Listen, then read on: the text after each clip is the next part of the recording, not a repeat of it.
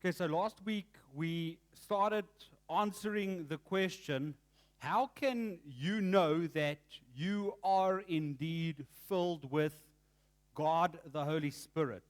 And the core answer to this question that we spoke about last week is that you know you've been filled with the Holy Spirit when you experience and others can see that there is evidence of a transformed life.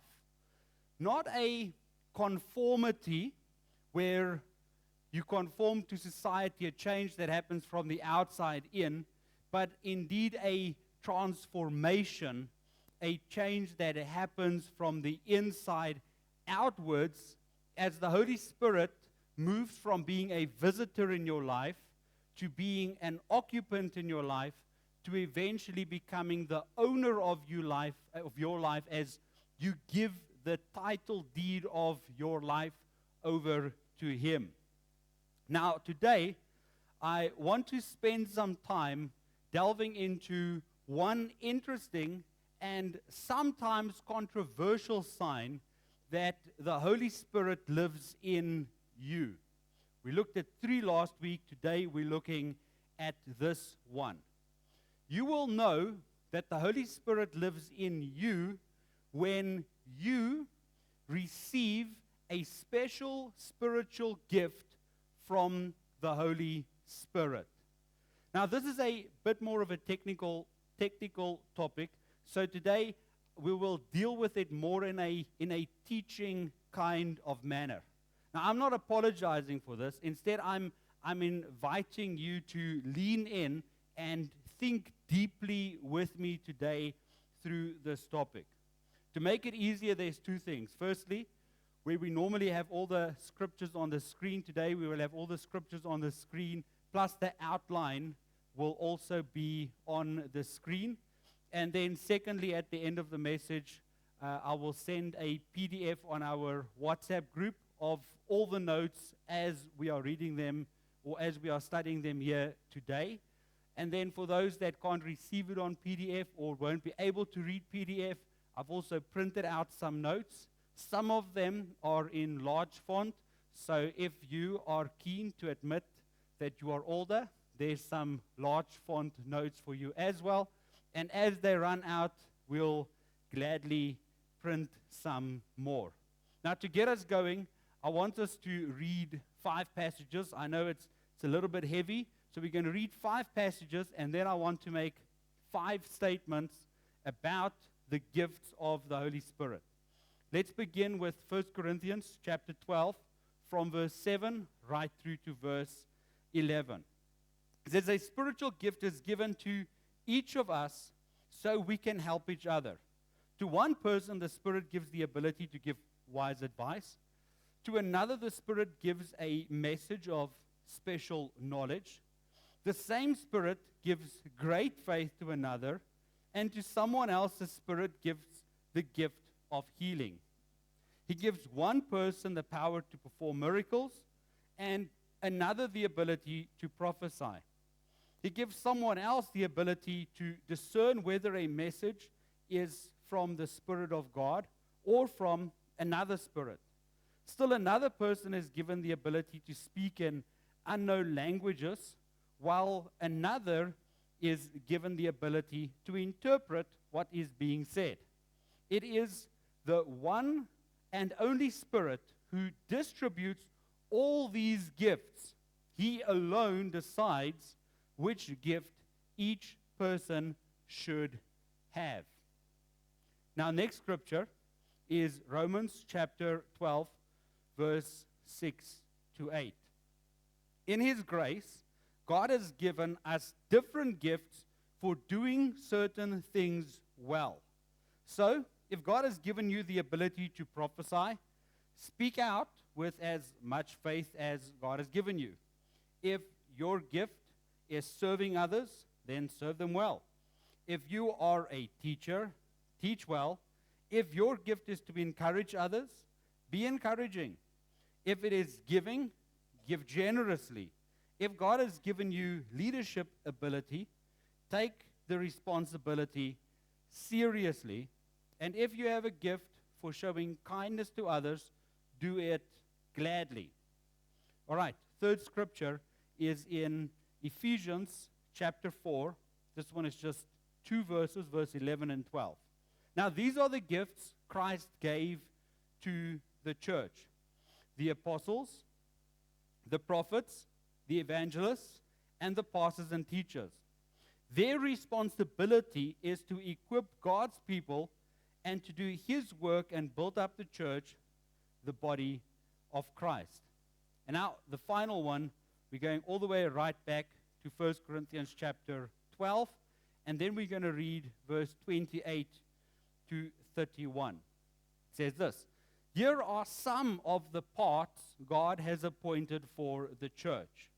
First are apostles, second, prophets, third, teachers, then those who do miracles, then those who have the gift of healing, then those who can help others, then those who have the gift of leadership, then those who speak in unknown languages.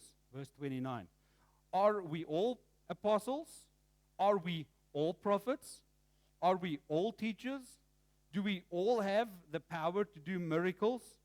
Do all have the gift of healing? Do we all have the ability to speak in unknown languages? Do we all have the ability to interpret unknown languages? Of course not. So, you should earnestly desire the most helpful gifts. But now let me show you a way of life that is best of all. And then, one more scripture is in 1 Peter chapter 4, verse 10 and 11. It says, God has given each of you a gift from His great variety of spiritual gifts. Use them well to serve one another. Do you have the gift of speaking? Then speak as though God Himself was speaking through you. Do you have the gift of helping others? Do it with the strength and energy that God supplies. Then everything you do will bring glory to God through Jesus Christ. All glory and power to Him forever and ever. Amen.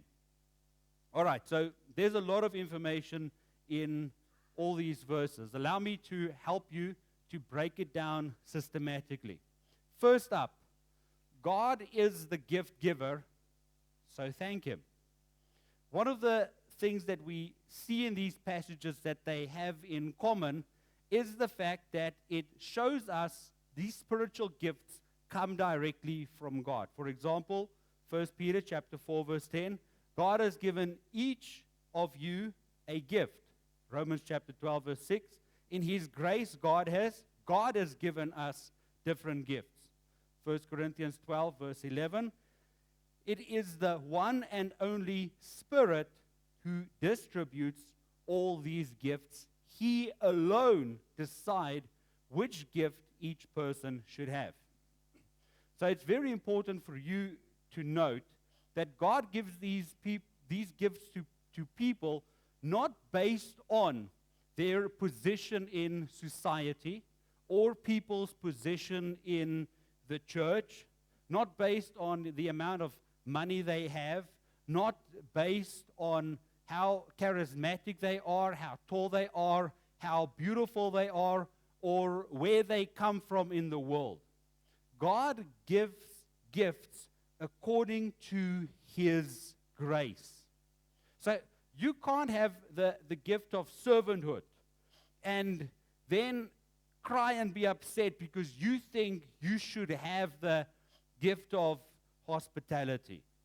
Listen, you've been given these gifts by the grace of God in accordance with the wisdom of God.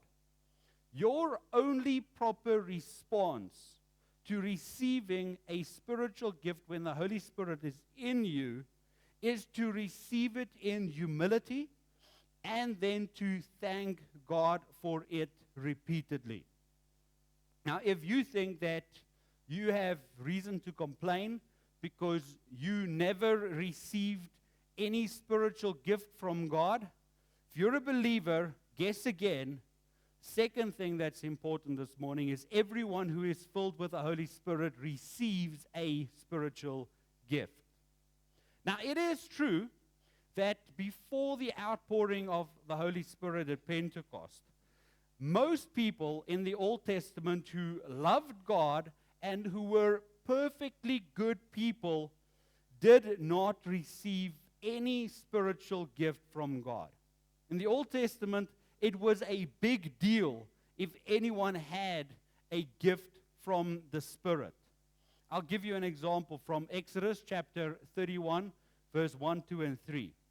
It says this, "Then the Lord said to Moses, Look, I have specifically chosen Bezalel, son of Uri, grandson of Hur, of the tribe of Judah." Look at this. "I have filled him with the Spirit of God, giving him great wisdom, ability, and expertise in all kinds of crafts." Having the Holy Spirit then, and a gift of the Holy Spirit then, was the exception, it wasn't the rule.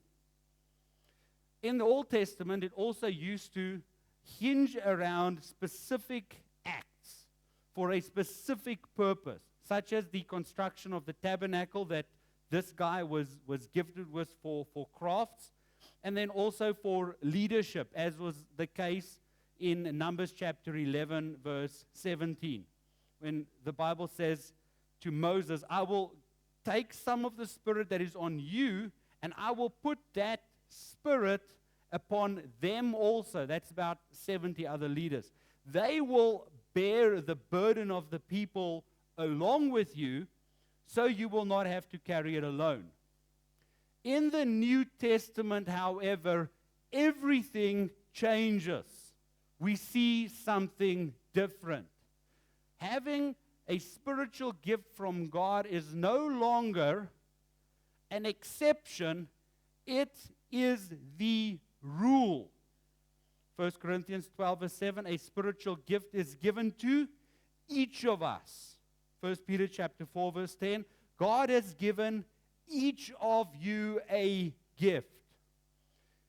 If you're a believer and the Holy Spirit is in you, you have been given a gift or a set of gifts by God. The cool thing is that our God is creative, and He doesn't limit the church to a select few gifts. It speaks about a variety of gifts. You remember that we looked at all those scriptures dealing with all the spiritual gifts, right? Now, in total, 19 different distinct gifts are mentioned in those passages. Then if you add the gift of craftsmanship that guy in Exodus chapter 31, Bezalel, received, then the Bible reveals at least 20 distinct gifts. First Peter mentions that there's a great variety of spiritual gifts. And I think that's good evidence that these lists were never meant to be a completed, exhaustive list. These are, in my opinion, some of the gifts, and there are many gifts that God provides the church with, because He is a creative God, and He provides gifts for everyone in the church for every conceivable need that the church might ever have for the building of the church. What your job is, it is absolutely critical that you begin to figure out what your specific gift is. In 1 Corinthians chapter 14, it instructs you, desire the spiritual abilities that the Spirit gives. What does that mean? Don't leave any stone unturned in finding out what your primary gifting is. Be persistent in prayer. Go online. Find a spiritual gift quiz. Ask your family, hey, what am I good at? What has God given me that I'm just good at? Ask your church leaders to help you to find out what this gifting is. And And also remember the scripture in 1 Corinthians chapter 12, verse 31. You should earnestly desire the most helpful gifts. Now, if you found it, your job isn't done. The fun is really, really just beginning, because with great gifting comes great responsibility. Now imagine for a second, you and a few pals, you're going for a picnic. As part of the picnic basket that you've been given, everyone receives a gift that is wrapped up in wrapping paper, and there's a label that says, for use at the picnic. Everyone begins to unwrap their gift, but one of your pals decide to put his gift back in the bag. He says, listen, there's 5 of us. There's already 4 gifts. We don't need a 5th one. It's excessive. We'll save this one for later. The first guy, he opens up his bag, and he finds just a stick about this long. Okay, that's interesting. Second guy opens up his one, gets the same thing, stick about this long. Next guy opens up his, he finds a stick about this long. The 4th guy, he opens up his gift, and lo and behold, it's a cricket bat. On their own, none of these gifts make any sense. But then when you put them together, one of the people goes, oh wow, it's a cricket set. If only we had a ball, we could have played cricket at our picnic. The rest of the day is boring. Why? Nobody's gift can be used. The reason? Because your pal Chad decided that the ball that he was gifted wasn't going to be used. He decided not to use the ball, and the whole cricket set was useless. You have received a great gift from God. That's not my opinion. That's a Bible fact. Don't keep it in the bag. Don't keep it in the bag. Use it. Look at this one again. 1 Peter chapter 4, verse 10. God has given each one of you a gift from His great variety of spiritual gifts. Use them well. There's absolutely no good reason for you to hide your gift. There won't ever be too many gifted people in the church or in God's kingdom so that your gift becomes obsolete. You can never ever be too young to use your gift. You can never be too old, too busy, too damaged, too exhausted, too depressed, too stressed to put your spiritual gift into action. Additionally, this gift that God has given you, it is not too meaningless to make a sizable impact in the church. Here's the invitation from the Word of God. Jump into using your giftedness passionately. Let's refer back to Romans chapter 12, verse 7 to 8. Look at these. If your gift is serving others, serve them well. If you're a teacher, teach well. If your gift is to encourage, be encouraging. If it's giving, then give generously. If God has given you leadership ability, take the responsibility seriously. If you have a gift for showing kindness to others, do it gladly. Look at the adjectives in these 2 verses. Look at these words. It says, do them well, generously, seriously, gladly. What this is showing is it's inviting you to use your giftedness proactively, not reactively, to use it passionately and not reluctantly. Well, you can say, well, I'm not particularly good at this very gift that I received. Well, guess what? One Christmas a couple of years ago, my son received a drone as a Christmas present. Does receiving the drone make him any good at flying the drone? No. What he had to do is he had to develop the gift that he was given through practice. Same goes for you and me.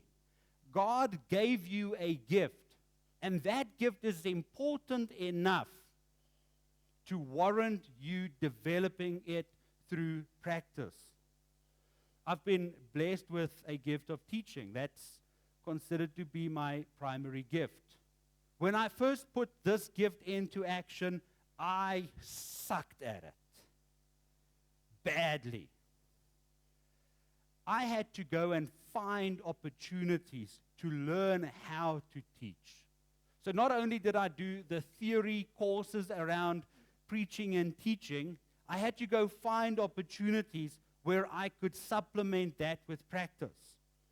I taught twice a week at a local school, once a week at a Bible study, once a week at youth, once or twice a week at a Bible college in the evenings. And I am very thankful for the people who patiently endured alongside me. But still today, I have to study others by watching them teach. And I'm reading books on teaching and on communicating because I know that I still have tons and tons to learn. Here's my point. Develop your gift. Work hard at developing your gift over years, even over decades. Why? Because it is that important.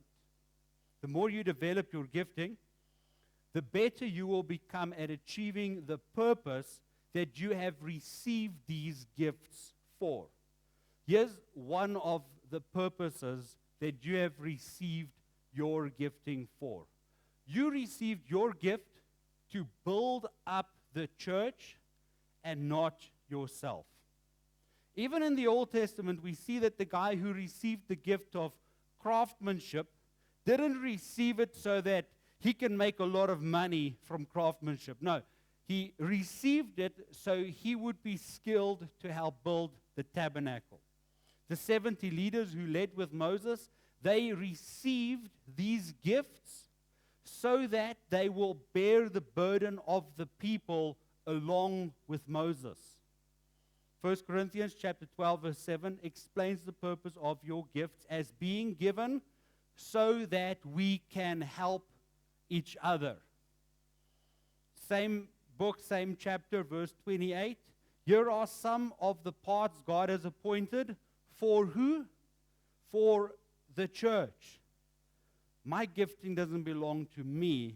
It's an instrument God has given me so that it can build the church, not myself. Your spiritual giftedness is not given to you so that you can gain prestige or power or influence or popularity. It's simply given to serve the body of Christ in love. That's a very important part. Serve the body of Christ in love. As 1 Corinthians chapter 13, verse 1 and 2 says, without love, the use of your gift is absolutely useless. Paul says, if I could speak all the languages of earth and angels, but I didn't love others, I would only be a noisy gong or a clanging cymbal. If I had the gift of prophecy, and if I understood all of God's secret plans and possessed all knowledge, and if I had such faith that I could move mountains, but didn't love others, I would be nothing. Even when using your spiritual giftedness requires immense sacrifice, this scripture encourages you. Don't see it as a sacrifice. See it as an honor. Why? Because in using your spiritual gift, you get to build part of Jesus' kingdom right here on earth. I mean, what a privilege is that? Here's what's more. And we're closing with this. When you use your spiritual giftedness well, you get to make God look good. Look at this. Of all the things in the universe that proclaim the glory of God, of all the things in history that shows that God controls the boundaries of peoples and nations, of all the angels and the seraphim that stand around the throne of God singing, "Holy, holy, holy is the Lord God Almighty, the Lord of heaven's armies, the whole earth is filled with His glory," God chooses to derive great glory from mere people like you and me. And what is so striking about that is we don't have to do extraordinary things in order for Him to derive glory from us. All He wants you to do is use your gift with all the strength and the energy that God supplies.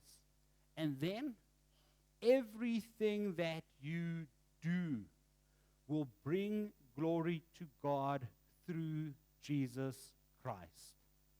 And all glory and power will be to Him forever and ever. Amen. Let's pray. Truly, Lord, with great gifting comes great responsibility. Thank you, Lord, that it's one of the signs that we are filled with your Spirit. And Father, I pray that you will help us, that we will respond appropriately. Holy Spirit, come dig deep into our hearts, come fiddle in our minds, draw our attention to this amazing giftedness that you, by your grace, has given to us through your Spirit. Lord, help us so that we will never stop finding ways to make you look good by serving your people in this regard. We pray this in your almighty name. Amen.